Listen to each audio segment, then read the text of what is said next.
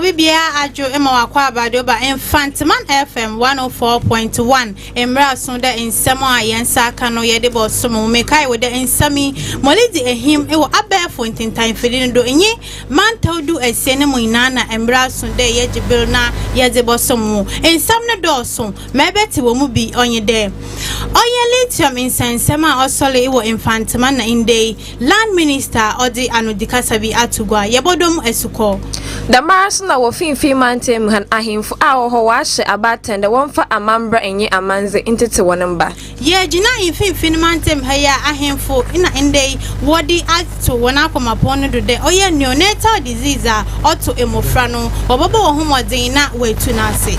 Police found Aguna Cedro Nende, where's or ghetto boys one page, as in Chamber Brown. In some full can way who in any billy ebati or any bill no siaka sebo Mfantseman FM 104.1 Yama and Billy Yedi Casewelli Bro ye ame Ajua Yabua force in any billy menye. Imma, Aide. Yen try your hostema yeba yabashan some nasi.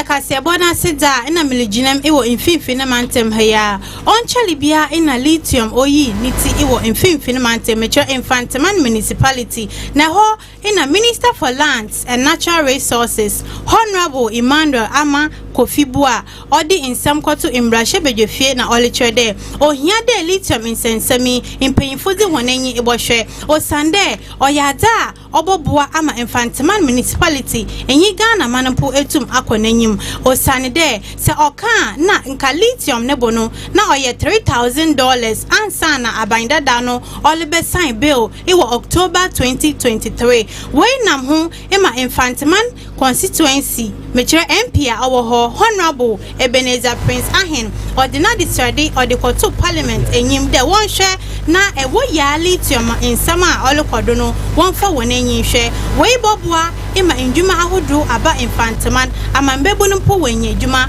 waye yentie in sama Honorable Kofi Ama Oditugwa. Accordance with Section 5(1) of the Minerals and Mining Act, the company's mining lease was granted on October 2023 for a term of 15 years ending 19 October 2038. The lease granted the company covers an area of 42.63 km square located at Mfantseman in the Mfantseman municipality of the Central Region. The lease was submitted to Parliament in 2024 and same was considered by the Select Committee on Lands and Natural Resources. However, Ryan Speaker, the report was not written for the House to ratify the lease and the House adjourned for the 2024 general elections. The company has since the beginning of this year written to inform government of the change in circumstances, which is the collapse in the price of lithium. The collapse in the price of lithium and the request by the company to revise the terms of the lease presents a new challenge for the project. The price of lithium was about $3,000 before the mining lease agreement was signed by the previous government in October 2003. The cost of producing a ton of the concentrate was submitted by the company in its bankable feasibility report based on that price. However, the battery metals market remained under pressure as falling prices and oversupply has seen the sharpest decline in prices. Major lithium producers have cut production, laid off workers, and new projects have been put on hold. Way Echi in a member of parliament, Edema Mfantseman constituency, Honorable Prince Ahen, also odi insem to Mfantseman FM, Henenyum Yenti Kasa, odi Tugwa. Abadasi bebre minia mo asama silibise mo lithium na unupi iwuya oya Mfantseman constituency. By 20th October 2023, now losing can sign an agreement and more money when you soon there was signing when a queen jama company nashi dumase.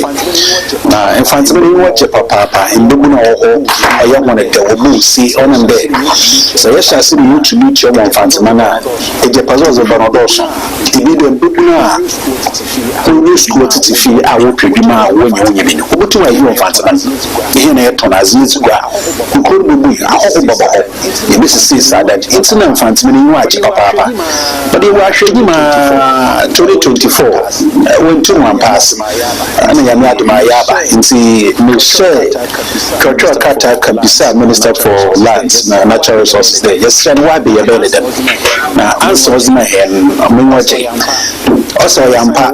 time I signed a contract in a ton of lithium about $3,000. My year case is it's about 600, 700. Into now, I'm saying, one operating to put over here.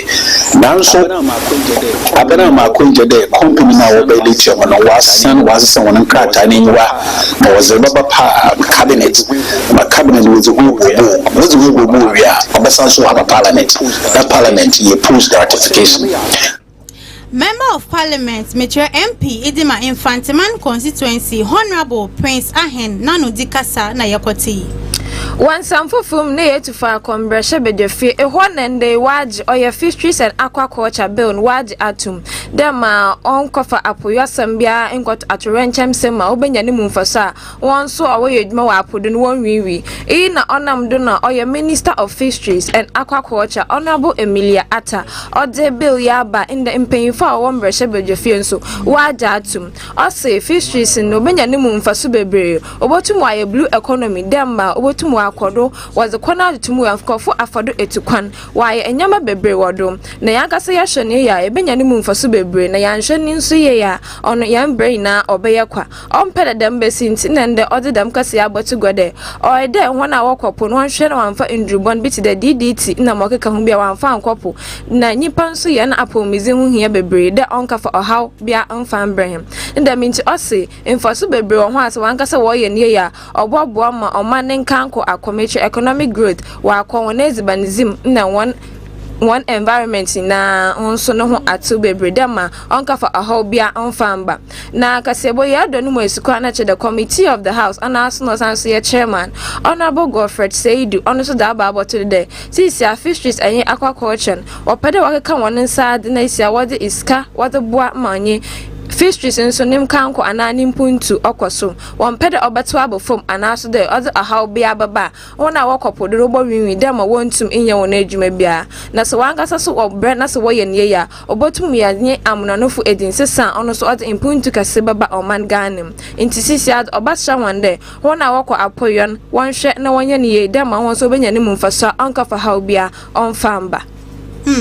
Yeah, koyenyi meda na me kai mu de oyaza Mfantseman FM ye stream live e wo Facebook de bia me kan ekoho a ekohwe wie a like comment iwi a share ma wankotin Mfansha ho share na afoforo so wonya bi na won share de mas na YouTube ye de mu yopo Mfantseman radio na me komenyi meda inde Executive Director, Edema Youth Alliance for Democratic Development Ghana, Yard Ghana, Wotwenitia or Yard Ghana, Yera James Kofi Mate, in the Australia Inca Constitutional Review Committee, no, Wamba or Humodin there, so wo Attorney General, and ye input a police for Wama on your independent.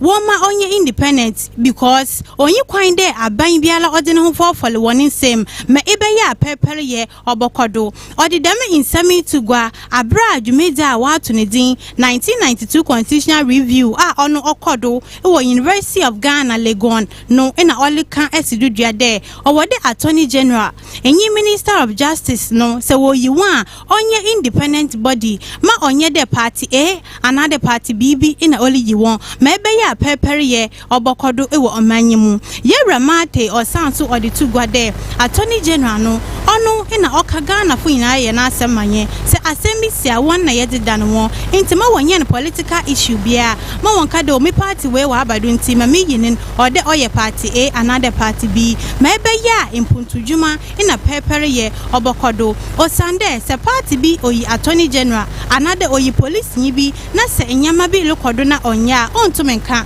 osande oye party no ina we yi de deminti ole srede aban biara obeba no ombone homoden na Attorney General enyi a police fo no wankasa wo beyin independently onye the party bi na wakofa mebe ya kata asihye proye drum ina kankan no do botwa Yewra Mate osan kwaduka de osrede enka article 200 insisanya awome no wobema a police fo wonankasa wo agina wonodo wankasa waye woni nyama waye woni dwuma na banbo hunsam akodo odinsami tugwa na ole trede ina na anu yala iye Ablekuma North onye ayawo so west by election na okodo no onu otumi hu de ona me de eye party bi ina wodi a police fu kopie ya sinti entokwa anamente me ho ase bai no oyada a police fu iwo pupu wonto a wanye bibiara amfa ho enu nti ole srede Inspector General of Police meche IGP se wo yina ma wonye de wo yin Osan party binti wonyen independent na asomdwe aba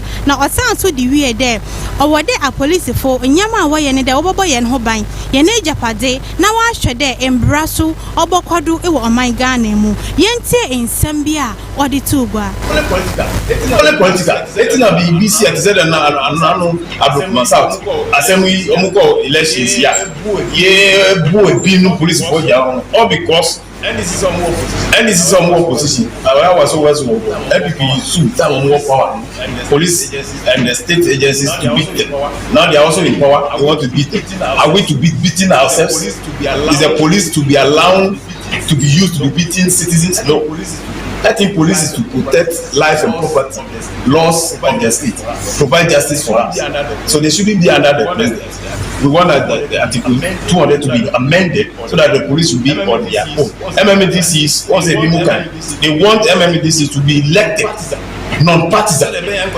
So the very unconscious president being appointed in this office, so the rock is in the district and not chair a car. Then I don't think you know to me any G2s. Some Gigi bylaws, we have bylaws on G2s near Mamma to be there. I book money and development. National development plans have been more honest.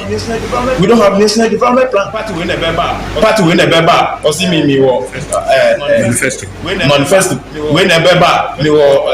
24-hour economy. It's a man way here project no and be no partner. Executive Director Edema Youth Alliance for Democratic Development Ghana aye Trinitia efani Yard Ghana Yewra James Kofi Mate nenze na yakote na onam de dwumezin okodo ewo University of Ghana Legonti esuafo binom so wodi wanu dikasa odi gwa yenti embra. I was being taught a lot of things, and then one thing that stood out for me was the fact that limiting the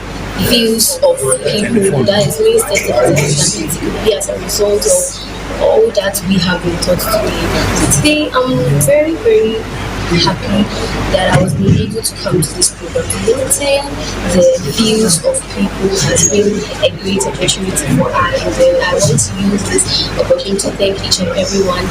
How the government system in Ghana influence most of us, and then the things that the government does, which isn't right in the face of everyone. And we're also talking about the constitution that is being reviewed to please us. We're saying that leadership in the interest of the leader. So the constitution in the interest of the leader is static and tyrannical. Therefore, there must be separation of power. So that this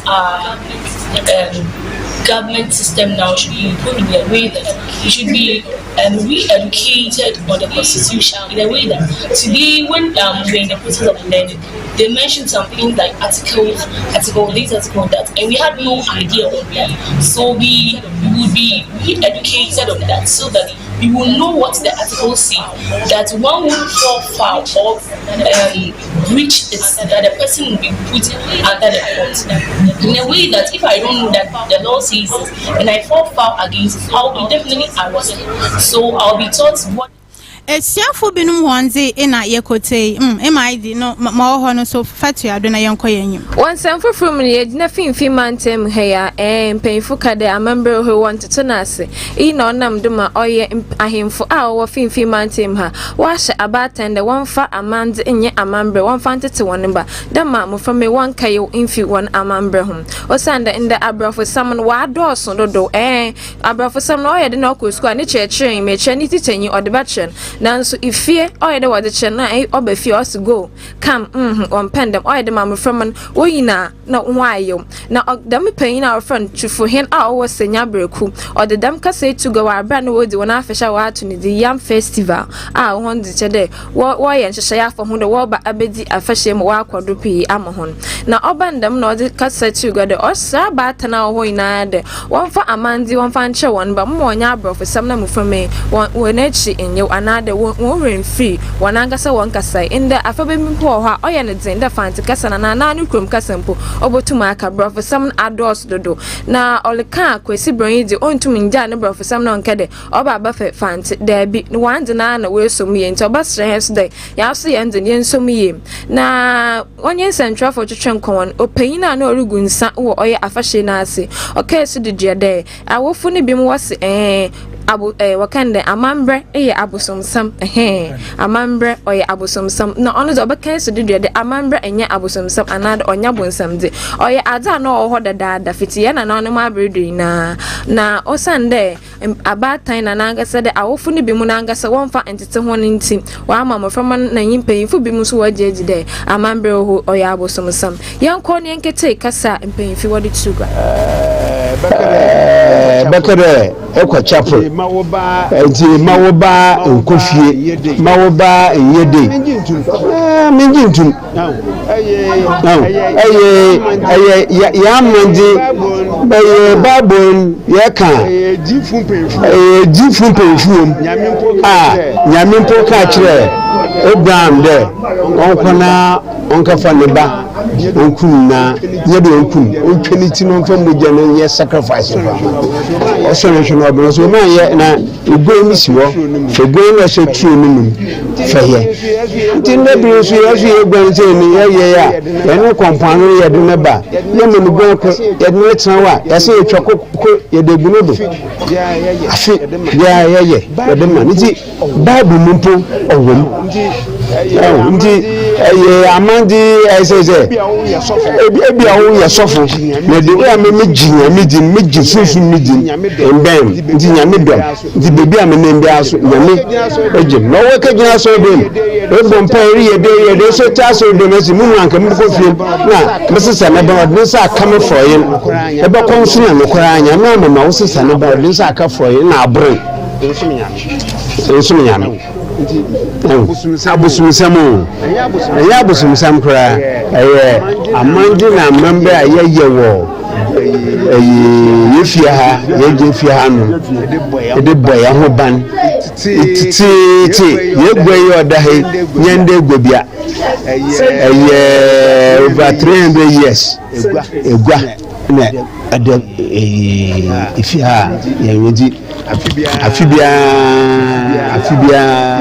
Zebia ye praying bi efim ahemfo awo oye senya breku na ye kote won kase wase obasra abatan wonfa amande na member wonfa ntete mo from me mo wonye na sofo di bebre na mo from me wonye mfi won amambre ho na MID inyimide amambre na amande no na eja wodi tetenye ona na wodi tetenye ikofie bi ma sabe ifante ne po wonka twi ne nkoten po so wonka bro for some na yi nti se waka da meda ni na ala so oboboa ozana ko bro yin kroma won kan kiro de ka fante atase won na na waka na iwo panyin so a mebe ye be chia na na aden aha no obekire de ye obi a watete wo fie papa na insama odi tugwa no so oye papa na me ko manyi meda na milipiem ewo eye apomodin sem eho ina inde PM ewo mfimfini mantem ha oye ahemfo enyi amanfo bi mu a wo ha na wo lecture there oye ada a wa hye body neonatal diseases a otto emofranka kramba no obohwe na wetu ase na neonatal disease no baby say there ye ebe yalba bit there neonatal jaundice neonatal jaundice oye yala ochede emoframba nketenketen na dame yalbe sa ochede wabofra bo hunde abofra ne honam nyinala aye yellow otumika okananyi ono chede oyazande neonatal jaundice ache abofra no biso tide neonatal sepsis and idin osusun papa osande onye yalba ketwa na dame yalbe oyaza oye bacteria infection ewo mojem oyayala oto emofra enketwa damaso ina wo respiratory distress syndrome RDS ono so ye premature babies wana wombel anso eja wa wo na wotu won ye dem yal baby ebi nso ye neonatal pneumonia ono ye lung infection ada odiba ye bacteria onye virus we mu ye yalba wo fe neonatal diseases na we nanam ho ema ye ohen enyi amanfo bi ma wo enyan abasa a ono no wo ejumako enyan esiam district iwo mfimfini mantem heya no ina wa hyebode wo betre de neonatal diseases no another yaleba oka emoframba abra we di 28 days no obabo omodi na we to ase iwo enyan abasa health center abra na wonyi ye Mfantseman lekasa no woka de emofra pi wo yal neonatal disease a oma awofo no wonya enyije bi wo na abra bom the meeting day say impo de me yaraban iko eye abasa hona wontumi nya machines metre neonatal machines iwo enyan abasa health center we nenam ho ema eye assisting better living everywhere or a non-governmental organization NGO and FAPIM iwo USA inende waka one time what the Joseph's Dream Organization ano na wokoche neonatal incubator edema ayalsabia owo enyan abasa oye enyan abasa health center mebe ya obobua ama emofra woya neonatal disease no nedu etwa na wazidam in Zambia ima ahemfo wowo enyan abasa peyina order assisting better living everywhere ocheche me there oyada mofra wana pomozen eda na komado papa enu ntinende where to them anamo na odi machine de mi akwache ayalsabian yentie insama peyina order kuyano odi tugwa. How long have we been coming and why did we choose this equipment? Our group has been working with the clinic here in Abasa for 8 years, and we have been giving them equipment primarily to help with the primary health care of this clinic. So we have given them primarily what they asked for. The equipment that they get is what they said they wanted, what they said they could use, what they said would be important. So originally they said they wanted laboratory equipment for blood testing and disease testing. So we built them a laboratory and gave them equipment for that. They then said they wanted equipment for the birthing center. So we gave them equipment 2 years ago for that. And now they've asked us for a neonatal receiving bed that will allow them to receive the newborn babies and assess them in a nice controlled environment and take care of them if they should be sick or need assistance. And so that's the reason that we are giving them this particular equipment. We've been giving them lots of support for the last 8 years. As I said, starting with the laboratory and then the equipment for the laboratory, microscopes and centrifuges and other testing equipment. They can now do a lot of blood testing here locally so that patients don't have to go to, for instance, Ajumako in order to get their blood tests done. So we've given them laboratory equipment, and then, as I said, for the birthing center, we gave them beds for the ladies to be in labor and a new delivery bed. And 2 years ago, we also gave them a lot of monitors for vital signs. And we've been working with the clinic for 8 years now, and we plan to continue working with the clinic. This will certainly not stop here. We want to make sure that all of the villagers here in Abasa are able to receive the treatment they need here and not have to travel far to receive treatment. So the hospital or the clinic, they did request a neonatal receiving bed. Dr. Nickel had spoken with them over the past 6 months or so, and that is why we went ahead and purchased. And as far as the equipment that we've given them this year, it's actually fairly easy to maintain. Basic light bulbs and basic maintenance and cleaning and keeping it up will keep it for many years. The goal has always been to continue our support.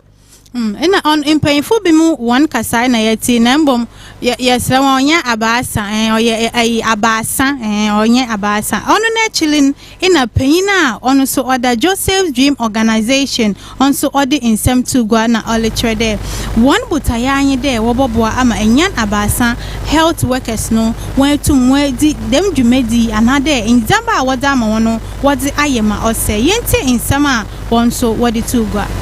This district. We'll be working in particular Assassin. We provided school, we provided church building. As we speak, on Wednesday, we are going to commission another magnificent project there, which is a rectory, which is attached to Assassin Catholic Church. And they are not only looking at the spiritual aspect of our being, but the physical one as well. And that is why we put up this laboratory at Inyanabasa. And over the period, they've been supporting the clinic with the needed equipment. Today, they presented this maternal bed, which is going to the maternity ward of the clinic. We've adopted those two departments, maternity and then the Abra in Saka in Zambia in a vice president Edema Enyan Abasan Traditional Council ona so oye Oman Krado Yera or Katechi Kojo Aswazi Otodo Awatri in a odi and I say Odima Iye Jumedi another Jumeku ide empo where tum nawa kai Abasan health workers in Sambi de Meso in a odi tuga. Obobwa papa ebedi onam da mi yejma wo hospital ti mi nebo so Obama na yamo from man kakrama wo wa sebi ya na yarba konkon wa ato we wadun dan machine obeyi da bi yarba ni na refio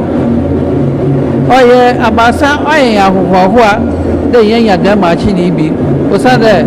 medibe yikara ya hospital na wo dan machine bi na dan machine so Obama na dan mo from ma wo do oba wo bo won ma o kita dan yarba na no abrase for na sama makacha wan da won hwe machine die o san da yen pay na no ben ya da machine se bibi na oboto chima o ha o mana NOP or network of practice for wa so ntintem na kwan o be fa da o se de wo shesi machine Inzia Yati ye vice president Idema Enyan Abasan Traditional Council and also Pokra in Suto Gumenti imbo wa ya di nembom ebiso nsanso embrebio. Once I'm for whom they are quite okay, Agna Sedru, police for Edimoson Papa, walk up with them, obey as some drain and Ahoto and Agana in Punt Baba. And then a walk up okay more, Agna Sedru was the police for one page. They all get to someone the war will injure one room. Now the police for Bandama walk out on Bonkai. Walk away was a visit or get to a dress Samisha 30. Now you know walk away and wound the ghetto boys will go or come on in the beat the charmon, red, cigarettes, and deadly weapons, which in second adult show one. What did a woody name some organ and memhan? Not the bars into police for quite 1 second or yeah. Ghetto boys and contain 6 in Sia once so one woman and Kennedy we one into police for 1 says or yeah about in Sia woman that's the ones walk while Bohama wire and shame baby 1 careful so we one wakashe na red na tramo read na cigarettes nazi ni na oyendru bona sisi ad wama embebuni wana brabo wa say ye angasa na dema police for ones oil when edwuma was woboshe na was ye atuye dema on boni ye bia imba omanga na minti wọ́n de obobo won homoden na wahwehwe oye dam mbarime won achi kwan na embra also da wani hodin wani hon edi na yanko ni yenkete embra ose de wanyi ho din wanyi ho na di na police people won ho modin bebre de wo hwehwe embarime na ho na wo che ho na yedi wose wangasa wo ho lukotum se ho wentum wenyi wona ayankofo na ama wo ho lukotum obandam ibi mu toto enroma na onya asam kakaba na police nso de edumaso na wo ye nti wose ho de obo won ho modin wa pa won echi kwan won ho na won so won mo sanda ndrubo ni dinanse ole ho agin papa ye enkanka red a wa bait okobna ne odidi mpa na ole da ogina ho mpa na ole da ni na nenyenyen ontwe ye wo Ghana hanti ho ade obahye na wodi ye wodatu ye na maidi mabo aposifo no wa ba do papa osande wo ye dwumaso na nkasa wo bo ho mozi mental se de abrante boshola na panasi inkwa adwuma akoto yi cigarette akoto yi ni na lo ontwe ye nti aposifo no nkodo na wonye dwumaso ana chede aha ena abreba makwan ma enyibi no sia kasebo no ye de sina ensaman ma etibi enye de inde wo infimfine mantom ahemfo enyi amanfo bi ma wo enye na basa na wati asamede ye de ne munchirem ye de bell the mars no wa agna say police for so oye ghetto boys woni page a onya asam kakaba na etibi bi so de oye lithium ensama woje entrehano oyada inde member of parliament yera honorable Ebenezer Prince Ahen odikopiem wo imbrahye bedwefiem ye di ne munchirem so ye de bosomo Ahen fumpeyimfa wo finfin mantem ho so nende wo hye abatan de de was amanze ina amambre wo de tete won dem ma won kayo ensan fufur ka we ho ina enyibil no sia kasebo ye de bosom wo Mfantseman FM 104.1 na me kai wo de ye streaming live e wo Facebook kasebo na eside na so oyada dwumedi bebre totiado inti follow yen e wo Facebook e Mfantseman FM 104.1 na comment bi abeka ensa na I say President Mahama should be bold enough